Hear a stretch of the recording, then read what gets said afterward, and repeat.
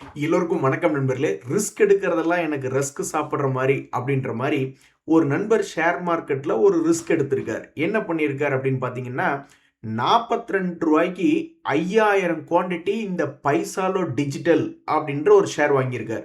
இந்த ஷேரினுடைய வரலாறு என்பது 2020 ஏறுவதும் இறங்குவதும் ஏறுவதும் இறங்குவதுமாகவே இருந்திருக்கு.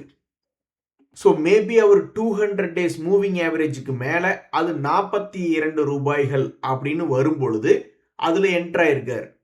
ஸோ இவருடைய பொறுமைக்கு இந்த ஷேர் மார்க்கெட்டில் ஒரு பலன் கிடைக்குமா அப்படின்றத பொறுத்து இருந்தால் பார்க்கணும். இவர் வெற்றி அடையிறதுக்கு வாழ்த்துக்கள். இன்னொரு நண்பர் என்ன சொல்றாருன்னா, தியாகு நீங்க 1 கோடி சம்பாரிச்சிட்டீங்க அப்படின்னா உடனே அடுத்த 10 கோடி மிக ஈஸியா வந்துடும் அப்படின்ற மாதிரி அர்த்தம் கிடையாது. நான் 2 வருஷத்துக்கு முன்னாடியே நான் 1 கோடி போர்ட்ஃபோலியோ என்பது நான் ரெடி பண்ணிட்டேன்.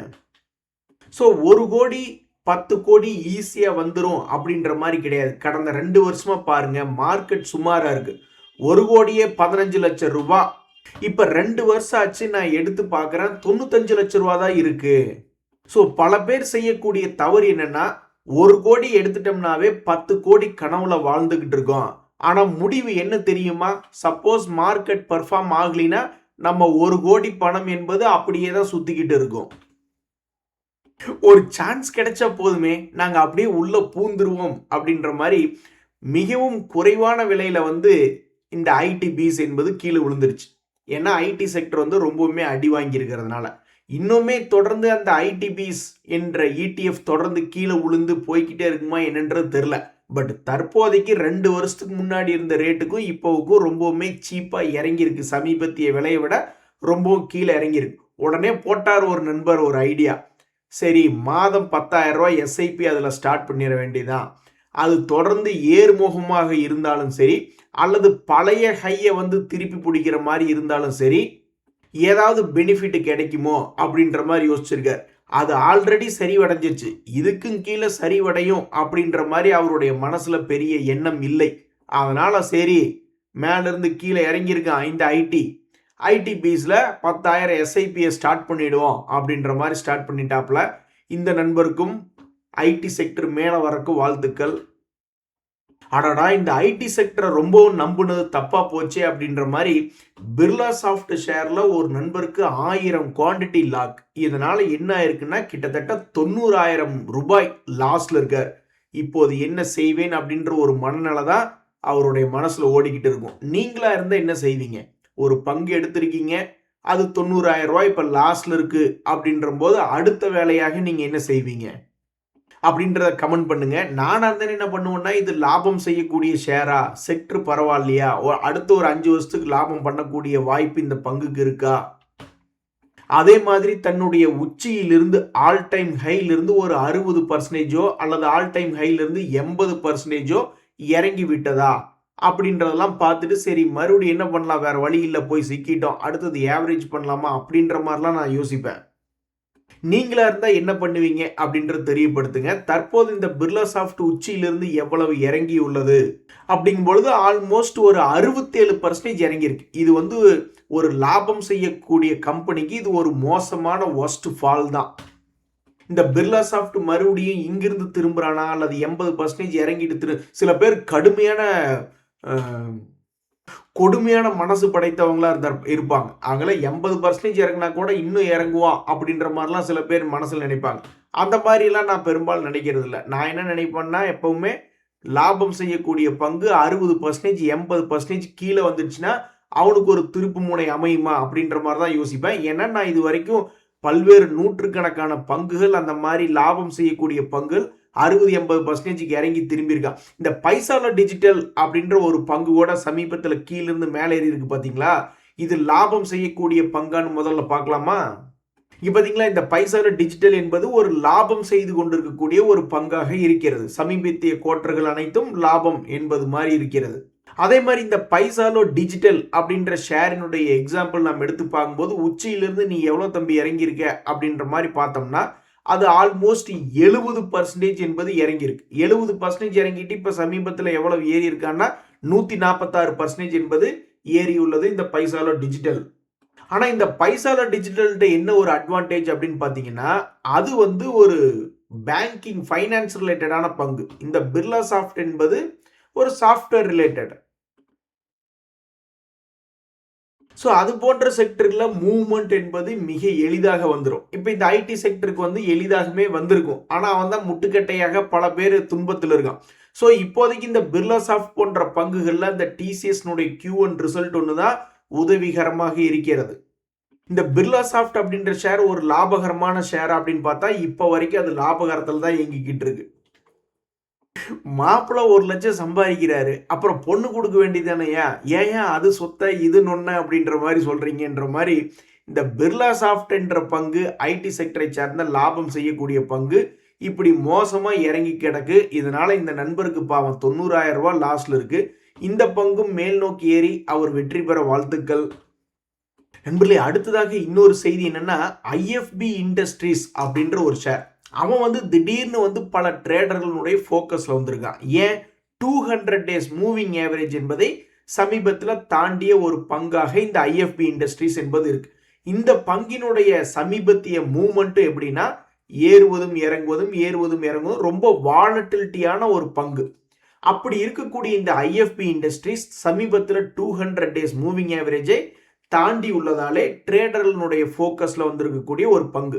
ஆனா இந்த ஷேருக்கு பின்னாடி இருக்கக்கூடிய பெரிய கம்பெனிகள், அதாவது இந்த செக்டரே பார்த்தீங்கன்னா இப்போ வரைக்கும் ஒன்றும் பெருசா உதவி செய்யல ஷேர் மார்க்கெட்ல.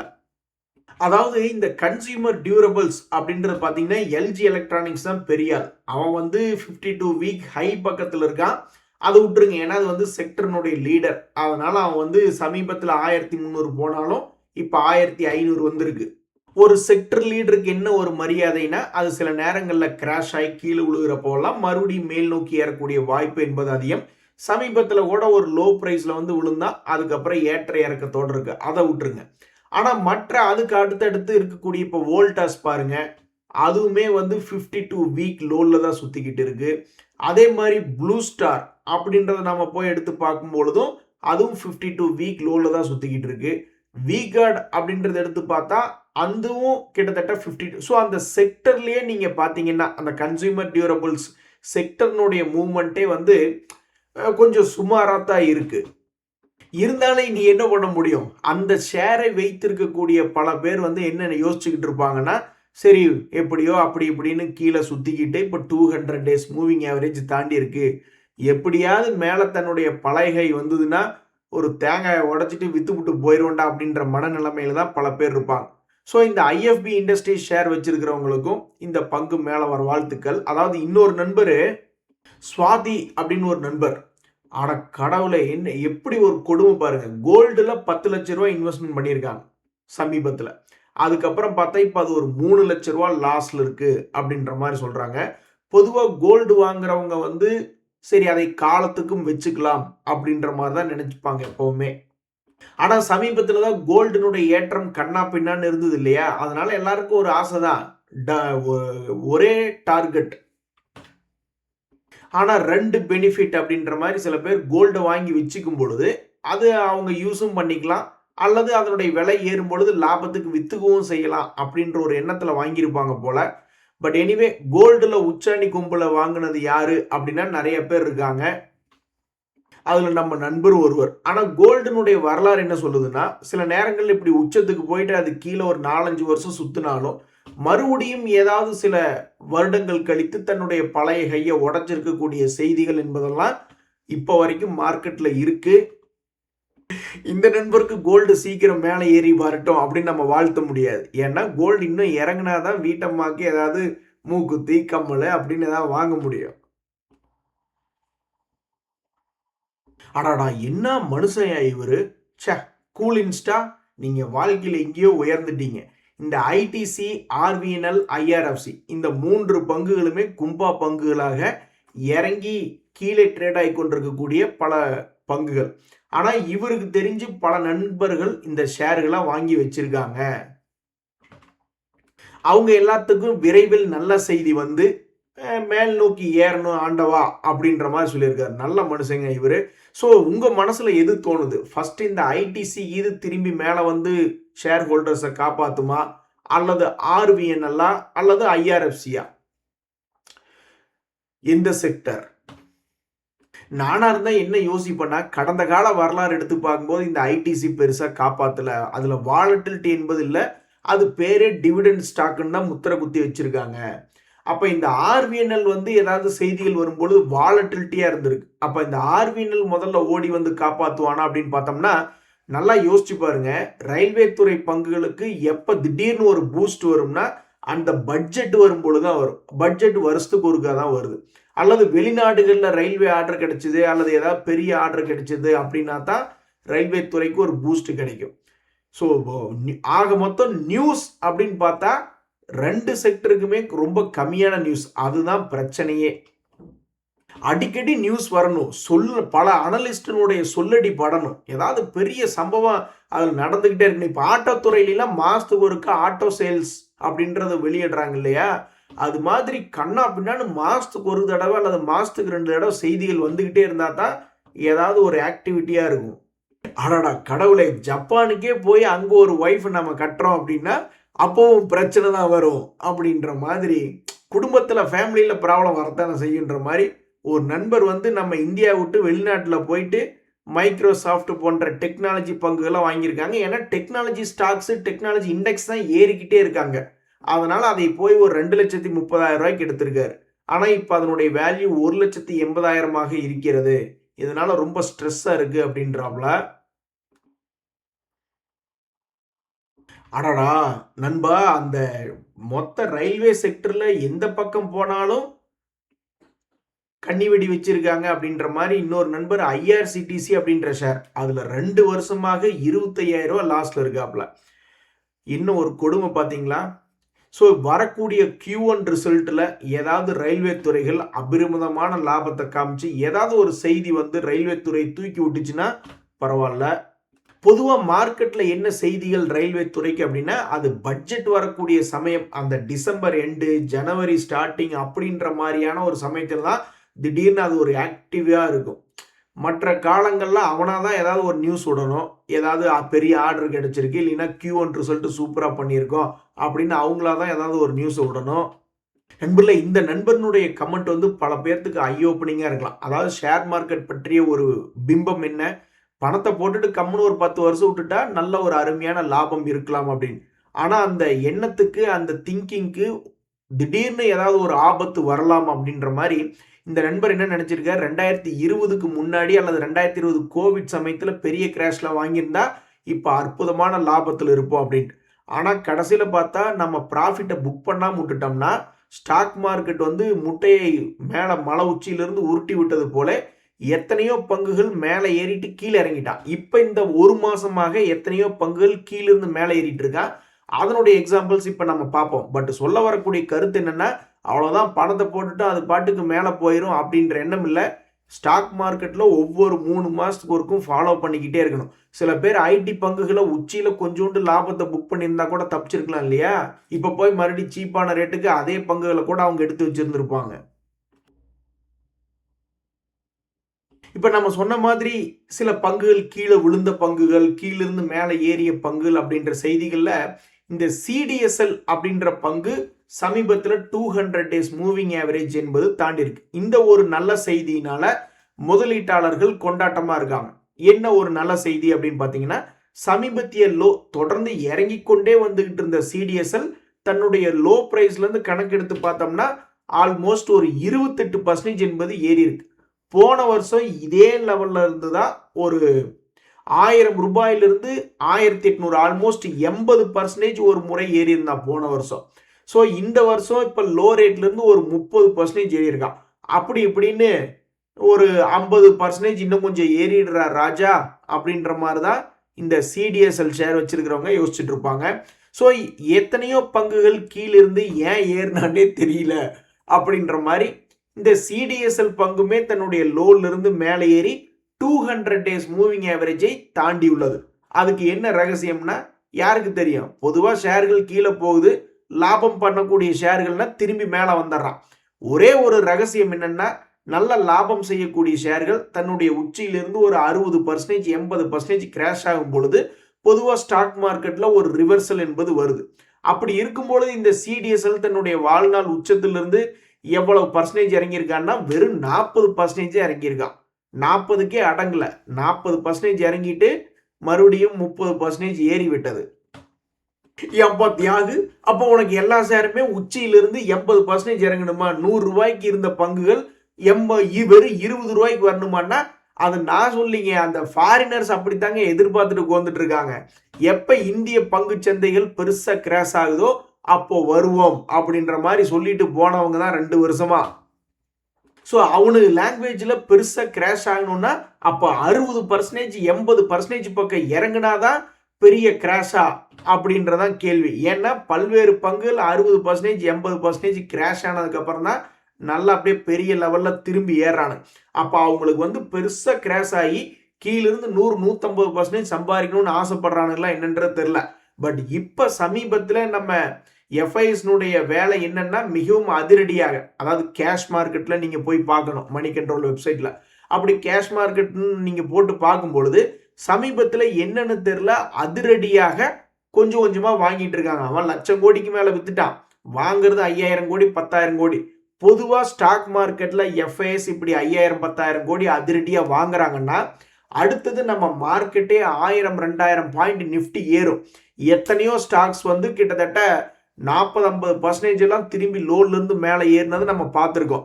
ஸோ திடீர்னு ஆக்ரோஷமாக இந்த எஃப்ஐஎஸ் வாங்க ஆரம்பிச்சிருக்காங்க. இது பல்வேறு பங்குகளை திரும்பி 50-100% ஏற்றி விடுமா. அதுக்கப்புறம் கூட நீ வித்துக்கப்பா, அதுக்கப்புறம் நீ 10,000 கோடிக்கு வித்துக்க. அதாவது நான் என்ன கணக்கு போட்டேன்னா, நம்ம மியூச்சுவல் ஃபண்ட் இன்வெஸ்டர்ஸ் போன மாதம் அதிகமாக பணம் போடல. போன மாதத்துக்கு முந்தின மாதம், இன்னும் போன மாதம் தகவல் நான் இன்னும் எடுத்து பார்க்கல. போன மாதத்துக்கு முந்தின மாதம் பணம் கம்மியாக போட்டாங்க. உடனே அந்த எஃப்ஐஎஸ் எல்லாம் பயந்து இது பொன் முட்டையிடும் பார்த்து மார்க்கெட்டை கீழே இறக்க விடக்கூடாதுன்னு நினச்சி பணம் போடுவானுங்களோன்னு நினச்சேன். ஸோ அப்போ நம்ம இப்போ என்ன பண்ணணும்னா போன மாதத்தினுடைய ஆம்ஃபி டேட்டாவை போய் எடுத்து பார்க்கணும். ஆனாடா சித்தப்பா பையனுக்கு கல்யாணம் ஆயிடுச்சு அப்படின்னு நினச்சி நம்ம சந்தோஷப்பட்டா பரவாயில்லையா? நம்மளுக்கு எப்படா கல்யாணம் ஆகும் அப்படின்ற மாதிரி நிறைய பேர் யோசிக்கிறது இல்லை. அது மாதிரி தான் டிசிஎஸ் கம்பெனி ரிசல்ட் நல்லா இருக்குன்னு சொல்லிட்டு பல்வேறு டெக்னாலஜி கம்பெனிகளை கீழிருந்து மேலே ஏற்றி விட்டாங்க சமீபத்தில், நேற்று வெள்ளிக்கிழமை. அப்போ பல்வேறு சாஃப்ட்வேர் கம்பெனிஸ்களுக்கு, டெக்னாலஜி கம்பெனிகளுக்கு அடுத்த பெரிய ட்ரிகர் சமீபத்தில் வந்த டிசிஎஸ் Q1 ரிசல்ட் தானா? நீங்களாம் ரிசல்ட் கொடுக்குற மாதிரி இல்லை, பட் அவன் கொடுத்த ரிசல்ட்டுக்கு பல்வேறு பங்குகளில் புல் ரன் திரும்புமா அப்படின்னு பார்த்துக்கிட்டு இருக்கான். ஸோ இந்த டேன்லா பிளாட்ஃபார்ம்ஸ் பலமுறை 200 டேஸ் மூவிங் ஆவரேஜை ஃபெயில் செய்துவிட்டு தன்னுடைய பழைய ஹையை போய் பிடிக்க முடியல. ஆனால் விப்ரோ ஷேர் மாதிரியே அடிக்கடி பைபேக் பண்ணி கொடுக்கக்கூடிய ஷேர் ஹோல்டர்ஸ்க்கு ஏதாவது நன்மை செய்யணும்னு ஆசைப்படக்கூடிய ஒரு பங்கு தான் இந்த டேன்லா பிளாட்ஃபார்ம்ஸ். மொத்தமாக ஒரு 80% சமீபத்தில் இறங்கிடுச்சு. எப்பன்னா போன மார்ச் மாதத்தில் 80% இறங்கி விட்டு தற்போது ஒரு 49% என்பது திரும்பி ஏறி இருக்கிறது. ஆனால் இந்த பங்கு எத்தனையோ முறை 200 டேஸ் மூவிங் ஆவரேஜை பல முறை தாண்டிருக்கு. கடந்த 2-3 வருஷத்தில் ஒரு முறை கூட தன்னுடைய பழைய கையை போய் அவனால் பிடிக்க முடியல, சக்சஸ் பண்ண முடியல. சரி, இந்த டேன்லா பிளாட்ஃபார்ம்ஸ் அப்படின்ற பங்கு ஒரு நஷ்டகரமான பங்கு அப்படின்னு பார்த்தா இப்போ சமீபத்திய குவார்ட்டரில் எந்த குவார்ட்டர்லையுமே அது வந்து லாஸ் மேக்கிங் என்பது பண்ணல. ஸோ அப்போ இவனுக்கு என்னைக்கு தான் நல்ல காலம் வரும் அப்படின்றது தெரியாத இந்த நேரத்தில் டிசிஎஸ்னுடைய Q1 ரிசல்ட்டு தான் அடுத்த எதிர்காலத்தில் இந்த டேன்லா பிளாட்ஃபார்ம் போன்ற பல்வேறு டெக்னாலஜி கம்பெனிகளுக்கு ஒரு ட்ரிகராக அமையுமா அப்படின்றது பொறுத்து இருந்து தான் பார்க்கணும். டேன்லான்னு இல்லை, நீங்கள் பிர்லா சாஃப்ட்னு எந்த ஷேரை எடுத்து எவனாவது அடுத்த ஒரு வருஷத்துக்குள்ள பழைய ஹையை போய் பிடிக்கிறாங்க 50-100% ஏறினான்னா அதுக்கு ஒரே காரணம் டிசிஎஸ்னுடைய Q1 ரிசல்ட்டாகத்தான் இருக்கும். 2026 அப்படின்றது அந்த பெருமையை டிசிஎஸ் ஷேருக்கு தான் கொடுக்கணும் ஒருவேளை நடந்தால் எதிர்காலத்தில். அதே மாதிரி நண்பர்களே, இந்த மொபிக்விக் அப்படின்ற ஒரு பங்கு அது லாஸ் மேக்கிங் கம்பெனி. அதுக்கு தான் மார்க்கெட்டில் அவனை வச்சு செஞ்சாங்க. 700 ரூபாயிலிருந்து வெறும் 221 ரூபாய் அப்படின்ற மாதிரி கொண்டு போயிட்டாங்க. ஏன்னா அது ஒரு லாஸ் மேக்கிங் கம்பெனியாக அதனுடைய ரிசல்ட் கொடுத்துக்கிட்டு இருந்தது. அதுக்கப்புறம் அது லாஸ் டு ப்ராஃபிட் மேக்கிங்னு திரும்பிட்டான். கம்பெனியை வந்து லாஸ் டு ப்ராஃபிட் மேக்கிங் திரும்பிட்டான். ஆனால் அதுக்கு ஷேர் மார்க்கெட்டில் இன்னும் எந்த விதமான மரியாதையும் கிடைக்கல. 3 முறை முயற்சி செய்தால் 3 முறையும் 200 டேஸ் மூவிங் ஆவரேஜ் என்பதை இந்த மொபிக்விக்னால தாண்ட முடியல. இனிமேலாவது தாண்டுமா? 700 ரூபாயிலிருந்து மொத்தமாக சரிவடைந்த பங்கு, ஒரு லாஸ் மேக்கிங் பங்கு மொத்தமா கரெக்டா 80% சரிவடைந்திருக்கா நண்பர்களே. அது சரிவடைந்த காலம் மார்ச் மாசம். மார்ச் மாசத்துல ஒரு 80% பக்கம் சரிவடைந்த பிறகு தற்போது எவ்வளவு ஏறி இருக்கா அப்படின்னு பார்த்தீங்கன்னா ஒரு 43% ஏறி இருக்கா. இருந்தாலும் அது லாஸ் டு ப்ராஃபிட் அப்படின்னு பண்ணியிருக்கிறதுக்கு ஒரு மரியாதை ஸ்டாக் மார்க்கெட்ல இன்னும் கொடுக்கல. ஸோ வரக்கூடிய Q1 ரிசல்ட்ஸ்ல மிகவும் அதிரடியாக இருக்கக்கூடிய பங்குகள் அப்படின்ற ஒரு செய்திகள்ல இந்த மொபிக்விக் அப்படின்ற ஷேர் சேர்ந்திருக்கு. ஏன்னா வரக்கூடிய Q1 ரிசல்ட்ஸ்ல என்ன பண்ண போறாங்க அப்படின்ற ஒரு காரணத்தினால. சரி நண்பர்களே, இன்றைய தகவல் உங்களுக்கு உதவியாக எனக்கு மகிழ்ச்சியா. ரொம்ப நன்றி, வணக்கம்.